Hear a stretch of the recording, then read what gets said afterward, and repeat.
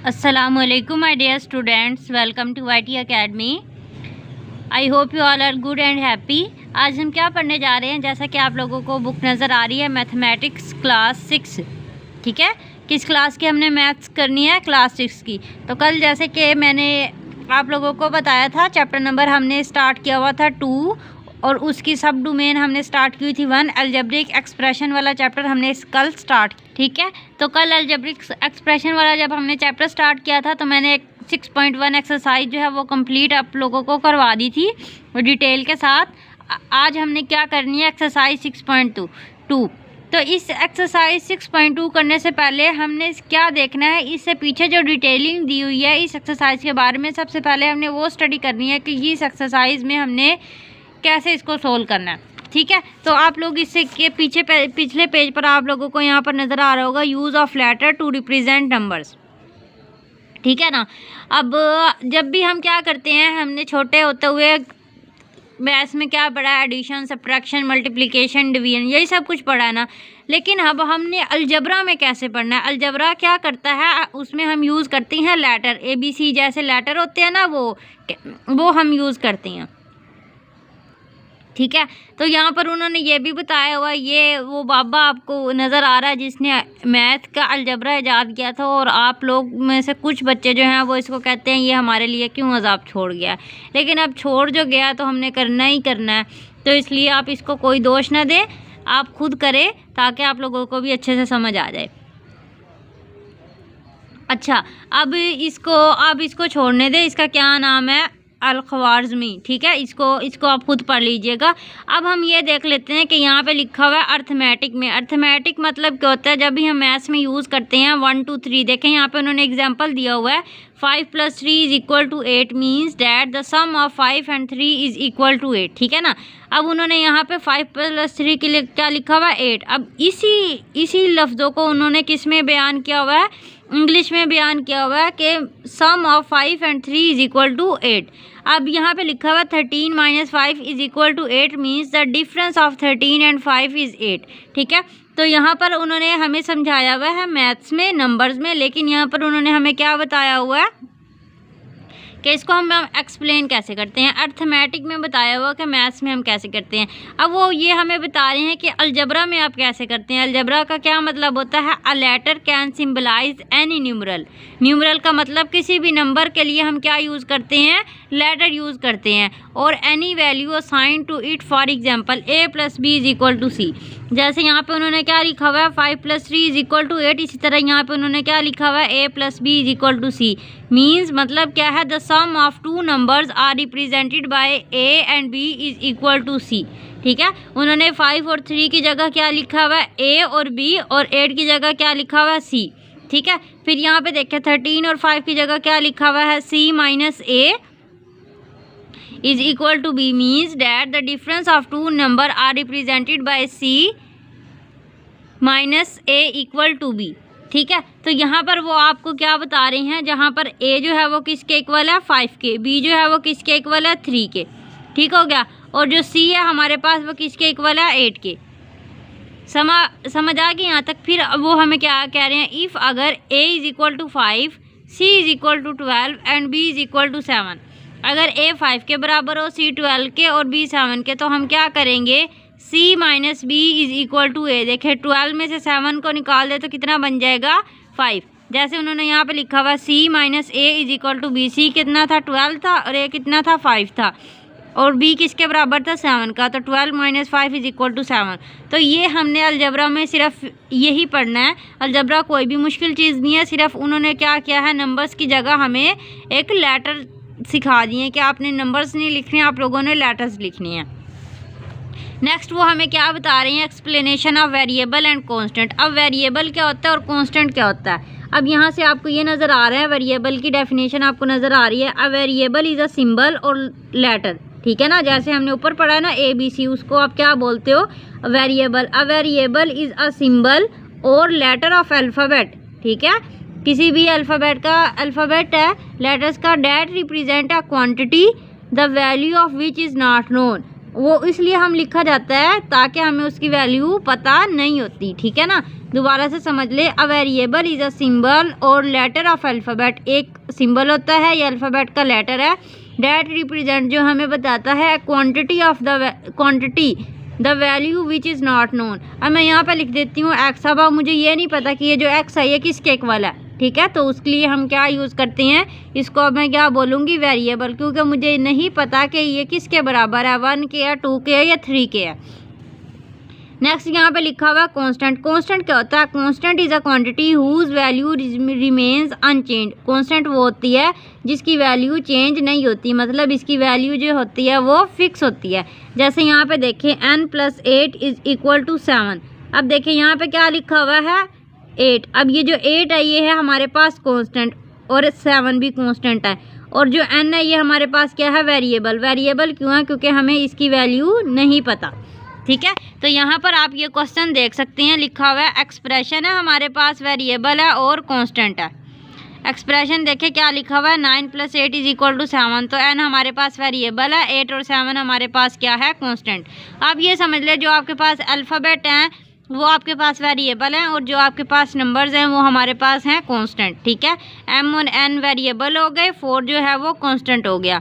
4 -4 और 4 34 वो हो गया कांस्टेंट, और l है हमारे पास वेरिएबल, ठीक है। तो ये सिंपल सी चीज़ें थी जो कि हमने एक्सरसाइज 6.2 में स्टडी करनी है। वेरिएबल क्या होता है और कांस्टेंट क्या होता है। वेरिएबल वो होता है, मेरे साथ रिपीट करें, वेरिएबल वो होता है, एक अल्फ़ाबेट होता है जिसकी हमें वैल्यू नहीं पता होती। उसमें से आपको कोई भी ले सकते हो, A, X, Y, Z, B, C, कुछ भी आप ले सकते हो, ठीक है। और कांस्टेंट वो होता है जिसकी वैल्यू हमें पता होती है और वो चेंज नहीं होती, ठीक हो गया। अब हम यहाँ पर करते हैं एक्सरसाइज 6.2। अगर स्टूडेंट आप लोगों को मेरी समझ आ रही है तो कीप वॉचिंग, एंड देन आप लोगों ने वीडियो को लाइक ज़रूर करना है और सब्सक्राइब करना मत भूलिएगा, और अपने फ्रेंड्स के साथ भी लाजमी शेयर करें।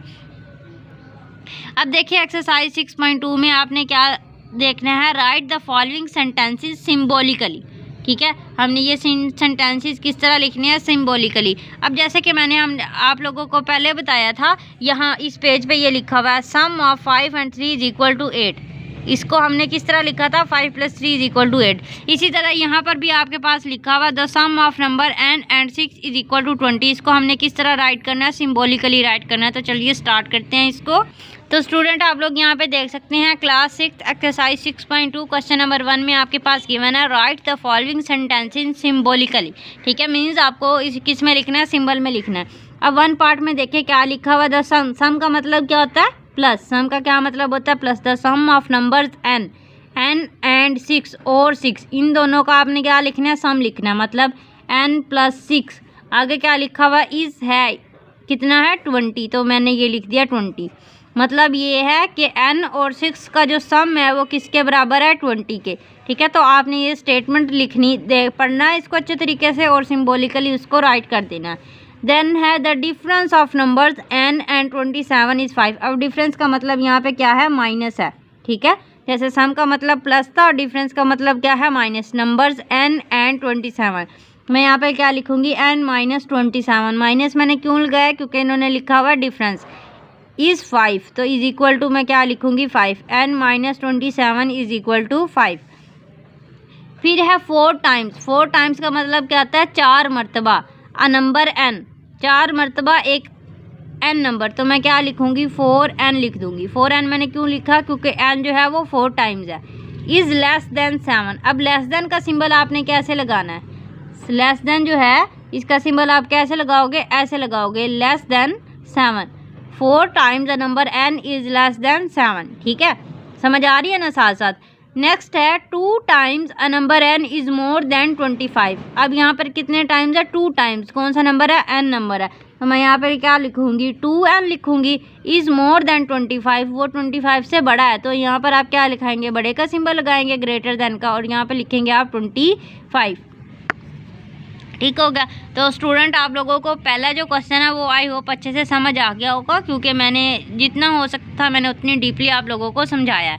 अब देखिए क्वेश्चन नंबर 2 में गिवन है ट्रू फॉल्स। मैंने यहाँ पे सिर्फ ट्रू फॉल्स लिखे हैं और आपके जो है बुक पे लिखा हुआ which of the following statement are true and which are false. तो मैंने लंबी स्टेटमेंट नहीं लिखी, सिर्फ ट्रू फॉल्स लिख दिया।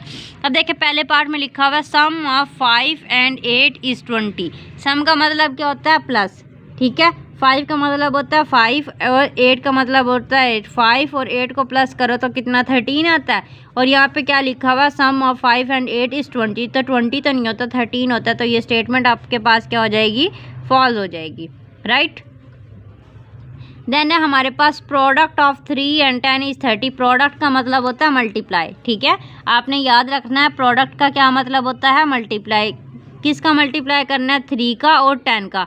3 10 कितने होते हैं? 30। तो वो उन्होंने सही लिखा हुआ है प्रोडक्ट ऑफ 3 एंड 10 इज़ 30। तो 3 और 10 का प्रोडक्ट निकालो तो वो 30 आता है। तो ये स्टेटमेंट हमारे पास क्या आ जाएगी? ट्रू हो जाएगी।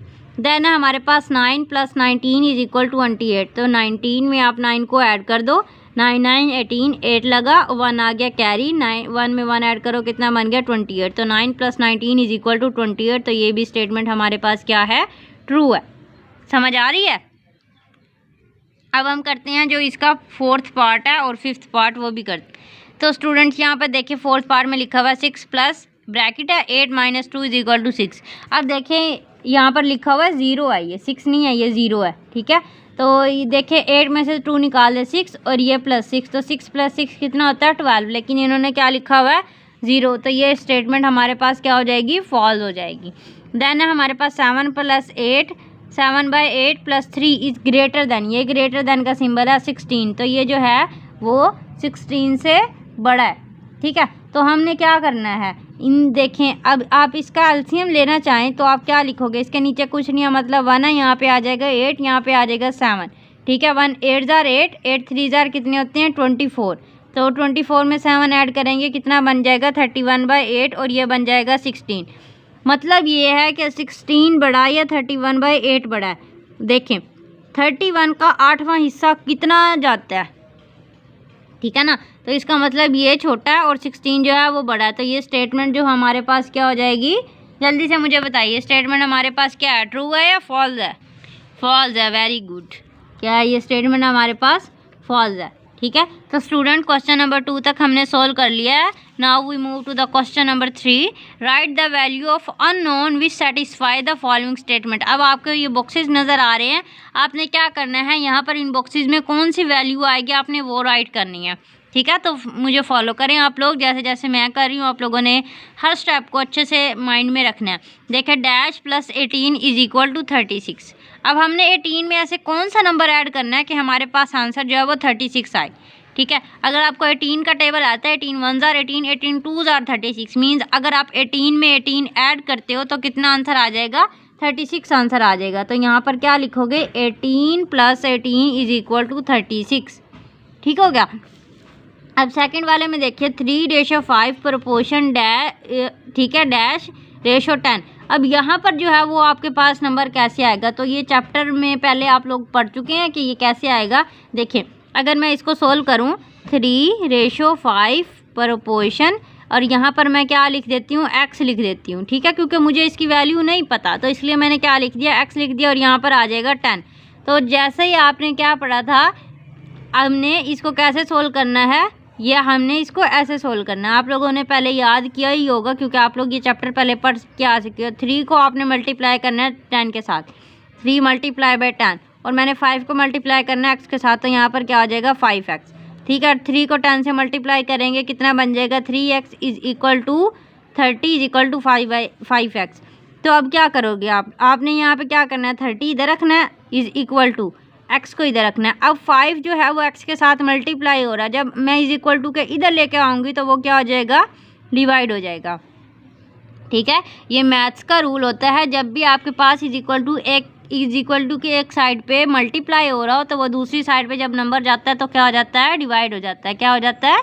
डिवाइड, ठीक है। अब आप इसको डिवाइड कर दें, 5 1s are 5 और 5 6 are 30। इसका मतलब जो x की वैल्यू है वो क्या आई है? 6। तो मैं यहाँ पे क्या लिखूँगी? x इज इक्वल टू 6, यानी कि यहाँ पर आपके पास क्या आ जाएगा? 6 आ जाएगा। समझ आइए इसकी। हमने क्या करना है? पहले वाले को एंड वाले के साथ मल्टीप्लाई किया और दोनों दरमियान वाले को मल्टीप्लाई किया। मल्टीप्लाई करने के बाद x के साथ क्या था? 5 था। 5x के साथ मल्टीप्लाई हो रहा था, जब इज इक्वल टू के उधर गया तो क्या हो गया? डिवाइड हो गया। फिर हमारे पास क्या आंसर आ गया, 6 आ गया। थर्ड वाले में लिखा हुआ है 20% ऑफ 2000। अब आपने इसका क्या लिखना है, 2000 लिखेंगे, मल्टीप्लाई करेंगे 20 के साथ, और ये परसेंट की जगह नीचे आपके पास क्या आ जाएगा, 100 आ जाएगा।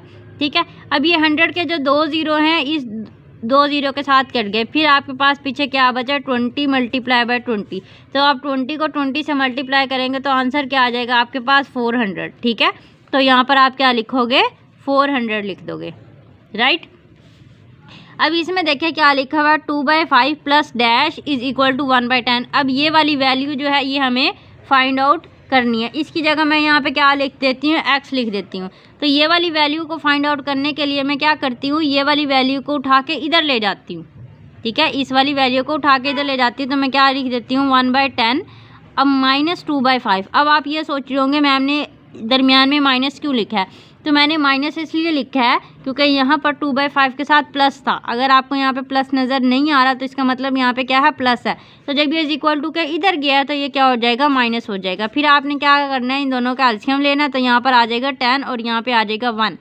ठीक है, 5 2 10 होते हैं, 5 कितने ज़ार 10 होते हैं, 2 ज़ार। तो 2 को आपने किससे मल्टीप्लाई करना है, 2 के साथ। ठीक है, तो 1 - 4/10 इज इक्वल टू 1 में से 4 माइनस करो तो कितने आ जाएंगे, -3/10 आंसर आया है। ठीक है, -3/10 आंसर आया ना। अब आप इसको क्या करोगे, 2/5 प्लस, ठीक है, इज इक्वल टू 1/10।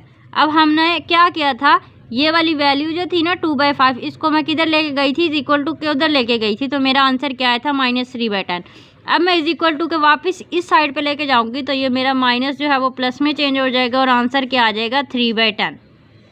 ठीक है, तो यहाँ पर आप x आंसर में क्या आ जाएगा, 3/10 जो है वो हमारा सिंपली आंसर आ जाएगा। मैं समझ सकती हूँ कि कुछ बच्चों को जो है वो इसकी समझ अच्छे से नहीं आई होगी। वो इसलिए नहीं आई क्योंकि आप लोगों ने प्रैक्टिस नहीं की हुई। पहली बात, आपने मैथ्स के रूल याद रखने हैं। अब देखिए ये वैल्यू है ये अननोन है, तो इस वैल्यू को फाइंड आउट करने के लिए मैं ये वाली वैल्यू इज इक्वल टू के उधर ले गई, तो मेरा आंसर क्या आया, -3/10। अब मैंने ये वाली वैल्यू तो यहाँ पर ही लिखनी है ना, इज इक्वल टू के उधर तो नहीं ना लिखनी। तो जब मैं ये वाली वैल्यू इधर लेके जाऊँगी तो मेरा आंसर किस में हो जाएगा, प्लस में हो जाएगा। ठीक हो गया। हमारे पास है क्वेश्चन नंबर 3 का लास्ट पार्ट, 7/11 + 1/22। तो हम क्या करेंगे, 11 और 22 का क्या लेंगे, एलसीएम लेंगे। तो 11 1 ज़ार 11, 11 2 ज़ार 22 और 2 1 ज़ार 10। तो 11 2 ज़ार कितने होते हैं, 22। तो आंसर में आपके पास एलसीएम क्या आ गया, 22। 11 कितने ज़ार 22 होती हैं, 11 2 ज़ार 22। देखिए 11 2 ज़ार 22 मल्टीप्लाई करेंगे 7 के साथ, प्लस 21 1 ज़ार 22 मल्टीप्लाई करेंगे 1 के साथ। ठीक है, तो 2 7 ज़ार कितने होते हैं, 14 + 1 divided by 22 is equal to 14 में 1 ऐड करेंगे 15/22। तो आपका आंसर क्या आ जाएगा, 15/22, और यही है हमारा आंसर। तो आप यहाँ पे क्या लिख सकते हो, 15/22। ठीक हो गया। अब देखिए क्वेश्चन नंबर 4 जो है वो हमारे पास इस एक्सरसाइज का लास्ट क्वेश्चन है। That is so simple and easy, don't worry about it, identify the constant and variable. मैंने क्या कहा था, वेरिएबल कौन सी होती है, वैल्यू अननाउन होती है। अननाउन का मतलब क्या होता है, x y a b c, और कांस्टेंट वो होती है जो क्या होती है, फिक्स्ड होती है। ठीक है, तो आप इसमें देखें n + 8 इज इक्वल टू 0। तो कांस्टेंट कौन सी है, कांस्टेंट आपके पास 9 है और क्या है, 0 है, और वेरिएबल आपके पास क्या है, n है। ठीक है, तो ये समझ में आ रहा है ना। तो जो फिक्स्ड वैल्यू होती है वो कांस्टेंट होती है, और जो हमें नहीं पता होती वो कौन सी होती है, वेरिएबल।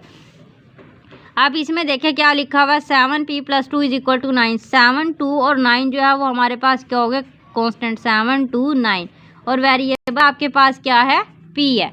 वेरिएबल क्या है, p है। देन है 1/3 और xy। ठीक है, अब कांस्टेंट आपके पास क्या आ जाएगा, 1/3, और वेरिएबल आपके पास क्या आ जाएगा, x और y। ठीक है, अब फोर्थ पार्ट में देखें, 7i + 4 इज इक्वल टू 9। 7 4 और 9 जो है वो हमारे पास कांस्टेंट है, 7 4 9, और वेरिएबल हमारे पास क्या आ जाएगा, i आ जाएगा वेरिएबल। फिफ्थ पार्ट में लिखा हुआ है हमारे पास m + n + 8। ठीक है, तो कांस्टेंट आपके पास आ जाएगा 8, और वेरिएबल हमारे पास क्या है, m और n।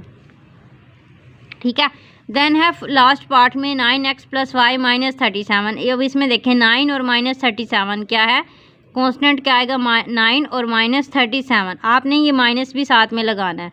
और इसके बाद वेरिएबल आपके पास क्या आ जाएगा x और y। ठीक हो गया। तो ये जो है हमारी एक्सरसाइज वो सारी कंप्लीट हो चुकी है। आई होप इसके लिए आपको ज़्यादा मेहनत नहीं करनी पड़ेगी। ओनली आपके पास जो क्वेश्चन नंबर 3 है उसमें आपने थोड़ा सा ध्यान लगाना है कि आंसर कैसे आएगा। अदरवाइज़ ये जो एक्सरसाइज है ये बिल्कुल भी टफ नहीं है। तो अगर आप लोगों ने चैनल अभी तक सब्सक्राइब नहीं किया तो जल्दी से सब्सक्राइब करें, वीडियो को लाइक भी करें and then share it with your friends, ताकि वो भी ये चैनल देखकर, ये वीडियो देखकर वो भी अच्छे नंबर हासिल कर सके। तो टिल द नेक्स्ट वीडियो अपना बहुत ज़्यादा ख्याल रखिएगा। अल्लाह।